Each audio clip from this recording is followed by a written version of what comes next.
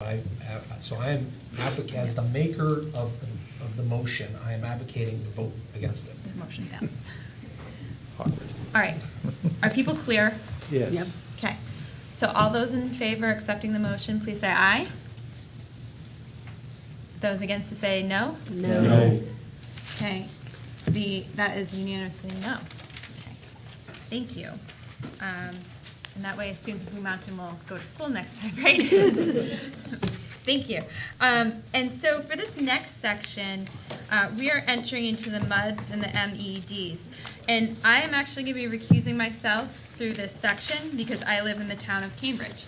So as we're talking about these schools and school districts, they're so intertwined because they're all grouped together.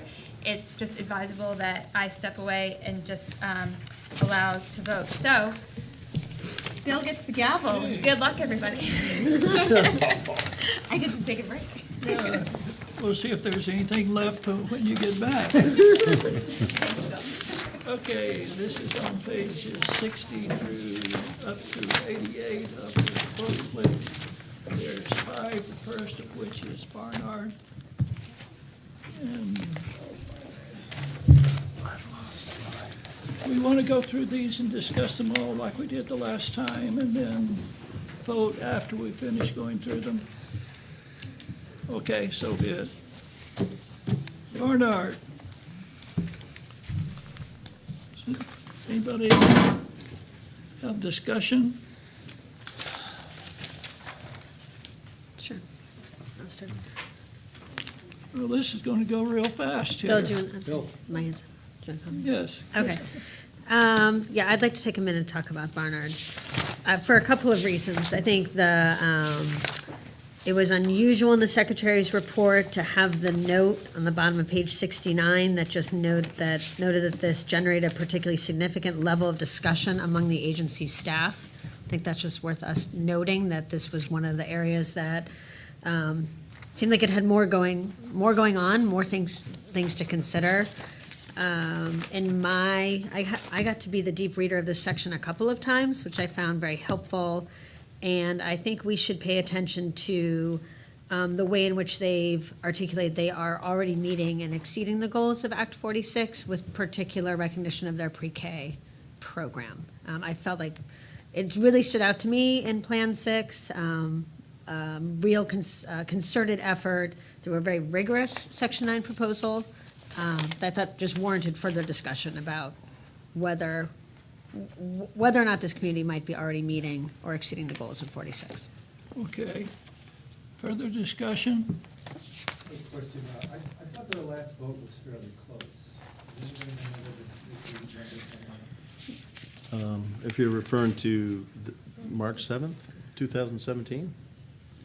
whatever the last? Well, it was 155, 103 is the one that's in the report. Yeah, but I thought there was a later vote. Is there a later vote than that? That's the last vote? Okay.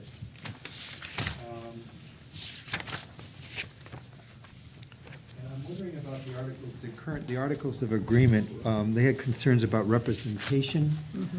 And I thought that might have addressed some of their concerns. Isn't in the articles of agreement, they would get 2 representatives? In our draft? In our Or draft. existing draft? It's their draft. Because remember, they're a MUD, right? So when they get merged in, they don't get the default articles, they get the. They get the existing. Right. Okay. So you have to go to the current. Current operating, yeah.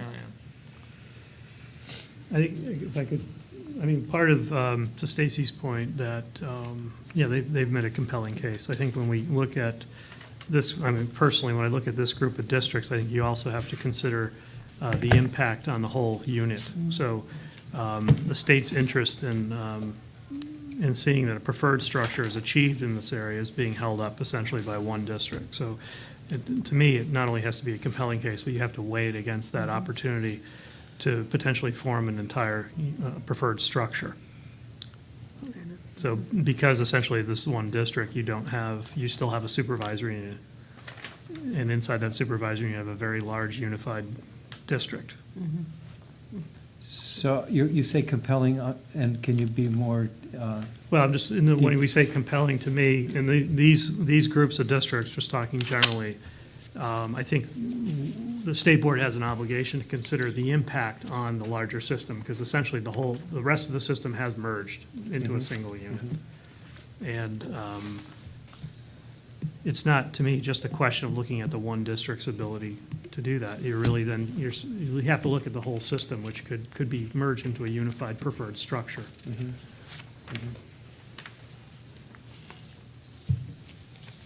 Okay, further discussion on Barnard?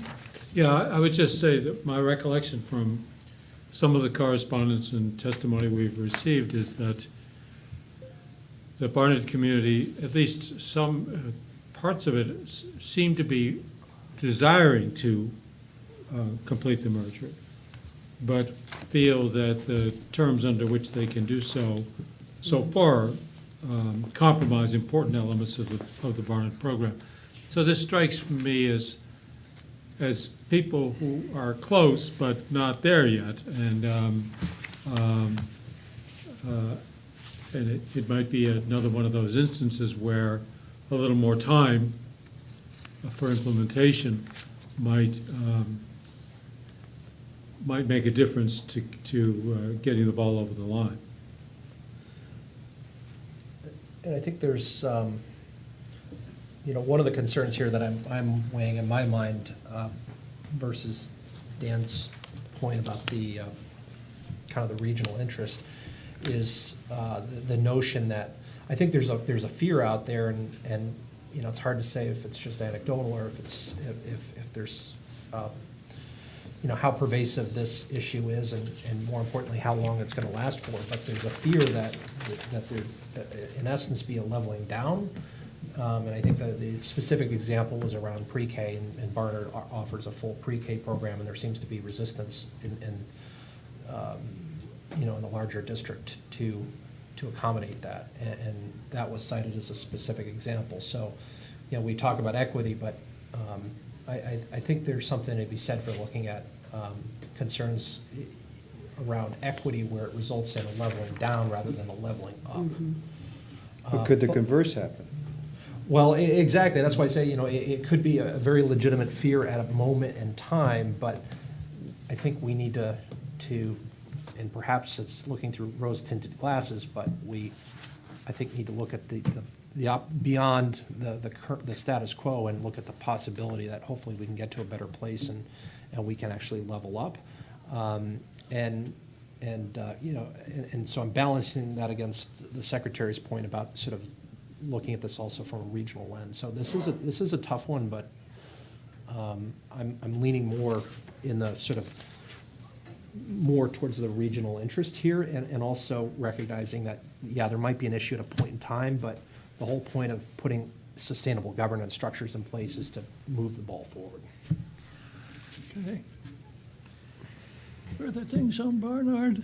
Looks like we got I would just on the region, I was trying to speak generally of this group of districts, but I think the other point with this specific region is we have to think about how its size, even if fully merged, it's still going to be under the 900 students. So perhaps maybe there's a larger regional solution that needs to be explored as part of the SU boundary aspect. But I think it is, when we get into these districts where they're all essentially all part of the same unified school district, and there's one district that inhibits the ability of the whole system to function, I think that's a concern for the state. Okay, anything else? We can move on to discussing Cambridge, which is on page 71. And the Secretary is recommending the State Board merge the Cambridge Elementary School District and Lamoille North Modified Unified Union School District into a single Unified Union School District.